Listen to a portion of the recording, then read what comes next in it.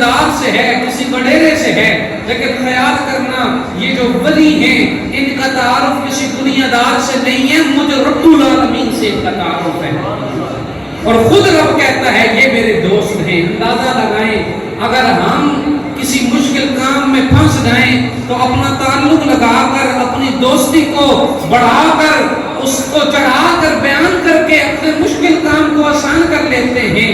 کتنے خوش بخت ہیں وہ لوگ جن کا تعلق رب سے ہے، اور رب خود کہہ رہا ہے یہ مجھ سے راضی ہیں، میں ان سے راضی ہوں۔ پر بتاؤ اگر وہ لوگ کسی کے لیے مشکل کام کو آسان کریں تو کیسے نہیں کر سکتے ہیں؟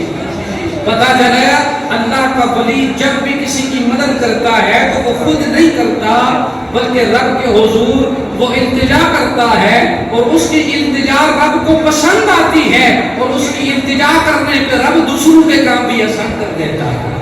اب اگر کوئی بندہ کہے کہ اللہ کا ولی کچھ نہیں کر سکتا تو اس کے لیے جواب قرآن سے ہے کہ اللہ کے ولیوں کا تعلق رب سے اتنا مضبوط ہے، اتنا ڈاٹا تعلق ہے رب سے کہ رب کا ولی رب کو جو کہے، اب رب ان سے راضی ہے، وہ رب سے راضی ہے۔ فرمایا میری بارگاہ میں جب آئیں مجھ سے جو مانگیں، جس کے لیے مانگیں، جتنا مانگیں میں رب عطا فرماؤں گا۔ فرمایا بندے بندے کا تقاضا ہے، عام بندہ بھی رب کی بارگاہ میں فریاد کرتا ہے، التجا کرتا ہے، لیکن وہ بندہ جس کا تعلق رب سے جتنا مضبوط ہوگا، فرمایا اس کی فریاد اتنی جلدی سنی جائے گی۔ اب ایک بندہ ایسا ہے جو رب کی بارگاہ میں نہیں جاتا، رب کی بارگاہ سے اس کا تعلق مضبوط نہیں ہے، وہ رب کی بارگاہ میں فریاد کرے، اور دوسری جانب وہ بندہ جو دن سارا رات ساری رب کی عبادت میں گزارتا ہے، رب کی بندگی میں گزارتا ہے، رسول اللہ کی اتباع میں گزارتا ہے، تو حقیقی یہ فیصلہ ہے کہ وہ بندہ جب رب کی بارگاہ میں فریاد کرتا ہے تو اس کی فریاد پہلے سنی جاتی ہے، رب کرم فرماتا ہے۔ اور صرف وہ نہیں، کسی نے کہا تھا نا کہ نگاہ ولی میں وہ تاثیر دیکھی، نگاہ ولی میں وہ تاثیر دیکھی، پر بدلتی ہزاروں کی تقدیر دیکھی۔ یہ اللہ ولی کی نگاہ میں وہ تاثیر کر دیتا ہے، کیونکہ اس کا دل دنیا داروں سے نہیں لگتا، دنیا کے مال و متاع سے نہیں لگتا، بلکہ اس کا دل رب کے حضور جھک جاتا ہے، رسول اللہ کی محبت سے بھر جاتا ہے۔ پھر وہ جس پہ نگاہ ڈالے اگر دل غم آلود بھی ہو جائے، اس کی نگاہ سے اللہ رب العالمین دل نور علی نور بنا دیتا ہے، اللہ اس کی نگاہ میں اتنی تاثیر پیدا کر دیتا ہے۔ لیکن یاد رکھیے اللہ نے ولیوں تک پہنچنے کے لیے بھی مراتب رکھے ہیں، رسول اللہ کی بارگاہ تک جانے کے لیے بھی اللہ نے مراتب رکھے ہیں، اور رب کی بارگاہ میں جانے کے لیے بھی اللہ نے مراتب رکھے ہیں۔ ایک ڈائریکشن دی ہے اللہ نے کہ میری بارگاہ میں آؤ تو ایسے آنا ہے، رسول اللہ کی بارگاہ میں جاؤ تو ایسے جانا ہے۔ فرمایا اللہ رب العالمین موجود ہے، اللہ کا وجود نہیں ہے لیکن اللہ موجود ہے، اللہ وجود سے پاک ہے، لیکن ہمیں ڈھونڈنا پڑے گا رب کہاں ہے۔ پتہ چلا رب ہے لیکن ملے گا کیسے؟ رسول اللہ کی بارگاہ سے پتہ چلے گا، رسول اللہ کی بارگاہ سے پتہ چلے گا کہ رب کا پتہ کیا ہے۔ یہ رب کا قرآن بتائے گا، یہ مصطفیٰ کا فرمان بتائے گا، لیکن اب رسول اللہ کی بارگاہ بھی بڑی بارگاہ ہے، وہاں بھی ڈائریکٹ نہیں جا سکتا انسان۔ اب رسول اللہ کی بارگاہ میں کیسے جانا ہے؟ فرمایا یہ تمہیں اللہ کا ولی بتائے گا۔ اللہ کی بارگاہ میں جانے تک تمہیں رسول اللہ کا دامن تھامنا پڑے گا، اور رسول اللہ کی بارگاہ میں جانے تک تمہیں ولی اللہ کا دامن تھامنا پڑے گا۔ فرمایا تم اولیاء کا قرب حاصل کرو، اللہ تمہیں رسول اللہ کی محبت عطا فرمائے گا۔ فرمایا تم ولیوں کا فیض حاصل کرو، اللہ تمہیں اپنا نور عطا فرمائے گا۔ فرمایا تم ولیوں کی قربت اختیار کرو، اللہ تمہیں ولیوں کے فیض سے فیض یاب فرمائے گا۔ لیکن اگر کوئی بندہ کسی درگاہ میں جا کر سجدہ کرتا ہے یا کوئی ایسی خرافات سے انجام دیتا ہے جس کا اسلام سے کوئی تعلق نہیں، تو یاد رکھیں یہ اولیاء کی تعلیمات نہیں ہے۔ اللہ کا ولی کبھی بھی اپنے آگے نہیں جھکاتا، بلکہ وہ تو دنیا سے اٹھا کر تمہیں رب کے آگے جھکاتا ہے۔ اور اللہ کا ولی وہ ہوتا ہے جو تمہارے گناہوں کو معاف کروانے کا بندوبست پیدا کرے. وہ اللہ کا ولی نہیں ہوتا جو تمہیں اپنے آگے جھکائے. فرمایا اللہ کا ولی وہ ہے تمہیں دنیا سے تمہارا دل چھڑا کر تمہارا دل اللہ کی بارگاہ میں لگائے. اور اللہ کا ولی بننے کے لیے فرمایا سب سے پہلی چیز یہ ہے الذین آمنوا، اس کے اندر ایمان موجود ہونا چاہیے. آمنوا، ایمان والا ولی ہوتا ہے، بے ایمان بندہ ولی نہیں ہو سکتا. فرمایا جب ایمان آ جائے تو اللہ کا قرب بھی آ جاتا ہے اور رسول اللہ کی محبت بھی آ جاتی ہے. فرمایا ایمان آ جائے تو انسان بندگی میں بھی لگ جاتا ہے اور اتباع رسول اللہ میں بھی لگ جاتا ہے. پھر محبت رسول بھی آ جاتی ہے اور اتباع خدا بندی بھی آ جاتی ہے. فرمایا انسان کا دل خالی ہے تو وہ پتھر کی طرح ہے. جس طرح ایک پتھر بغیر تراشے کسی کام نہیں آتا. ایک پتھر پہاڑ ہے، اگر اسے کسی مقام پر لگایا جائے تو اسے تراشنا پڑتا ہے، اس میں نکھار آتا ہے، خوبصورتی آتی ہے. اگر کسی مقام پہ لگ جائے تو خوبصورت لگتا ہے. یہ جو ماربل ٹائل ہم لوگ لگا تو خوبصورتی پیدا کرتے ہیں، یہ بھی ایک پتھر ہے، لیکن اسے تراشا جاتا ہے، مشینوں سے گزارا جاتا ہے، مستری اسے تراشتا ہے، اس میں خوبصورتی پیدا کرتا ہے. فرمایا دل کی مثال بھی اسی طرح ہے.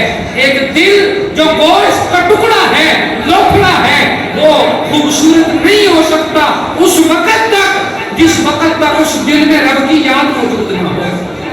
فرمایا اس گوشت کے ٹکڑے میں جب رب کی یاد آ جاتی ہے، فرمایا وہ گوشت کا ٹکڑا نہیں رہتا بلکہ خدا کا گھر بن جاتا ہے. اللہ کی بارگاہ میں سوال ہے، یا اللہ تو کہاں رہتا ہے؟ فرمایا نہ میں آسمان میں رہتا ہوں نہ زمین میں رہتا ہوں. اگر مجھے ڈیرے ڈالنے ہوں تو میں بندہ خدا کے دل میں رہتا ہوں. پتا چلا اللہ لوگوں کے دلوں میں رہتا ہے لیکن اس دل میں خدا کبھی نہیں رہتا جو گوشت کا ٹکڑا ہے. فرمایا اس دل کو تراشنا پڑتا ہے، اس کو بنانا پڑتا ہے. وہ بنتا کیسے ہے؟ یہ اصل میں دل کیسے بنتا ہے؟ جب اس میں خدا کی یاد آ جائے، خدا کی بندگی آ جائے تو پھر یہ خدا کا ڈیرا بن جاتا ہے. فرمایا اس دل میں رسول اللہ کی محبت آ جائے، دل خالی ہے، خدا کی یاد آ گئی، رسول اللہ کی محبت آ گئی. فرمایا کوئی داتا علی حجویری بن گیا اور کوئی پیر مہر علی شاہ بن گیا.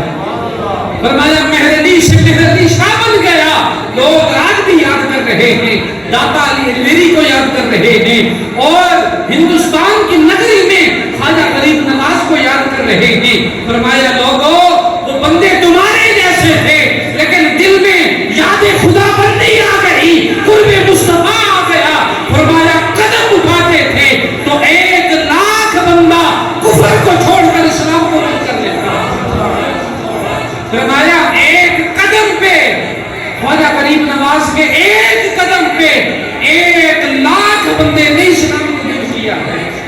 یہ بھی اللہ کے وہ لوگ ہیں جنہوں نے دل ان کا بھی ہم جیسا تھا، جیسے ہمارا دل ہے ویسے ہی ان کا بھی دل تھا. لیکن یہ الگ بات ہے کہ ہمارا دل دنیا کی یاد میں لگا ہے، ہمارا دل مال کی یاد میں لگا ہے، ہمارا دل حوث کی یاد میں ہے، لالچ میں ہے. ان لوگوں کا دل دنیا میں نہیں لگا بلکہ قرب خداوندی میں آ گیا، رسول اللہ کی اتباع میں آ گیا. پھر اللہ نے مقام یہ عطا کیا کہ 90,00,000 لوگوں نے غریب نواز کے ہاتھ پہ کلمہ پڑھ کے وہ لوگ مسلمان ہو گئے. 90,00,000 لوگ، یہ منہ سے کہنا آسان ہے. اور ان لوگوں نے کیا کیا؟ مال کی طرف نہیں بلایا، دنیا کی طرف نہیں بلایا، لوگوں سے یہ بندگی اختیار کروائی خدا کی اور رسول اللہ کی محبت ان کے دل میں اتار دی. اور صرف کلمہ نہیں پڑھا، فرمایا جس نے اللہ کے ولی کے ہاتھ پہ کلمہ پڑھا تھا وہ عام نہیں رہا بلکہ وہ بھی اللہ کا ولی بن گیا. حضور پیران پیر دستگیر حضور غوث العظم رضی اللہ تعالیٰ عنہ آپ فرماتے ہیں عاضی قدمی علی رکبۃ کل ولی اللہ. آپ فرماتے ہیں میرا قدم ہر ولی کی گردن پہ ہے. پتا چلا جب تک غوث العظم کا قدم کسی ولی کی گردن پہ نہ آئے اللہ ولایت نہیں عطا کرتا. اور آپ کا مقام و مرتبہ کیا ہے؟ آپ کے مدرسے سے ہر سال ہزاروں عالم دین فراغت حاصل کر سے بڑا کوئی پیر نہیں ہے، سب سے بڑے پیر ہیں، پیرانے پیر ہیں، پیر دستگیر ہیں، لیکن آپ خود دین پڑھاتے ہیں، آپ خود مدرسے کی تعلیم دیتے ہیں بچوں کو، آپ خود دین پڑھتے بھی ہیں اور پڑھاتے بھی ہیں، اور آپ کی مجلس میں آنے والا ایک نہیں دو نہیں بلکہ ہزاروں کی تعداد میں لوگ موجود ہوا کرتے تھے جو آپ سے باز لیتے اور اللہ کی بندگی کو اختیار کرتے۔ آج کے پیر کا تقابل اگر ولی اللہ سے کیا جائے تو آج کا پیر تو صرف نیاز کے پیچھے ہے، آج کا پیر تو صرف دنیا کے پیچھے ہے، آج کا پیر تو دین سے اتنا دور ہے۔ اگر اسے کہا جائے کہ جناب پیر صاحب دین کی تعلیمات کے بارے میں کیا خیال ہے، تو آج کا پیر جواب دیتا ہے کہ یارو دنیا گزارنے کے لیے انگریزی بہتر ہے، لیکن حضور غوث اعظم سے پوچھا جائے تو آپ نے کہا تھا وہ دل نہیں ہے جس میں خدا کی یاد نہ ہو، وہ دل نہیں ہے جس میں مصطفیٰ کی محبت نہ ہو، ارے وہ مردہ دل ہے جس میں خدا نہ ہو اور مصطفیٰ نہ ہو۔ حضور غوث اعظم رضی اللہ تعالیٰ عنہ آپ کے مدرسے سے ہر سال ہزاروں حفاظ اور عالم دین فراغت حاصل کیا کرتے تھے۔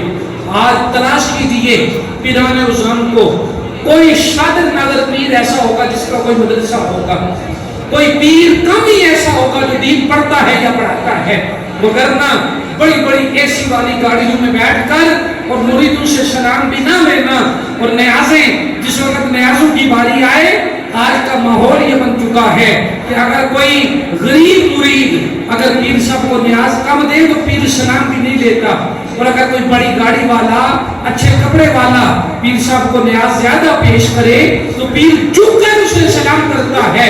میں نے کہا ایسی پیری سے لاکھ بہتر ہے کہ انسان اکیلا رہ جائے، جس دل میں خدا کی یاد ہو اور مصطفیٰ کا پیار ہو، یاد رکھیے ایسے پیر سے آزاد کرتے وہ دل بہتر ہے۔ اور ماں باپ کی بارگاہ، سب سے پہلا تیرا پیر جو ہے تیرے گھر میں تیرا باپ ہے اور تیری ماں ہے۔ اگر کوئی بندہ ماں باپ کو چھوڑ کر کہے کہ میں پیری اختیار کر کے مریدی اختیار کر کے خدا کا قرب حاصل کر لوں گا تو یاد رکھیے قطعاً ایسے نہیں ہو سکتا۔ حضرت بایزید بستامی رحمۃ اللہ تعالیٰ علیہ اللہ کے بہت بڑے ولی گزرے ہیں۔ آپ سے کسی نے پوچھا کہ بایزید یہ تو بتاؤ تمہیں اللہ نے ولایت عطا کی تو کیسے عطا کی؟ حضرت بایزید بستامی رحمۃ اللہ تعالیٰ علیہ آپ فرماتے ہیں میں نے 20 سال جنگل کاٹے، 20 سال میں نے جنگلوں میں رہ کے گھاس کھا کر پتے کھا کے گزارا کیا اور اللہ کی یاد میں گزارے، لیکن اللہ نے ولایت نہ عطا کی۔ آپ فرماتے ہیں ایک روز میں ماں کی بارگاہ میں حاضر ہوا اور ہاتھ جوڑ کے عرض کی ماں اگر میں تیری خدمت کرتا ہوں تو خدا کی عبادت صحیح طریقے سے نہیں ہو سکتی، اور اگر عبادت کرتا ہوں تو تیری خدمت نہیں ہو سکتی۔ ماں یا تو خدا کی عبادت ہو سکتی ہے یا تیری خدمت ہو سکتی ہے، اگر تو مجھے اپنے حقوق معاف کر دے تو میں خدا کی راہ میں نکلنا چاہتا ہوں۔ ماں بڑی پختو والی تھی۔ آپ فرماتے ہیں ماں نے مجھے کہا جا بایزید میں سارے حقوق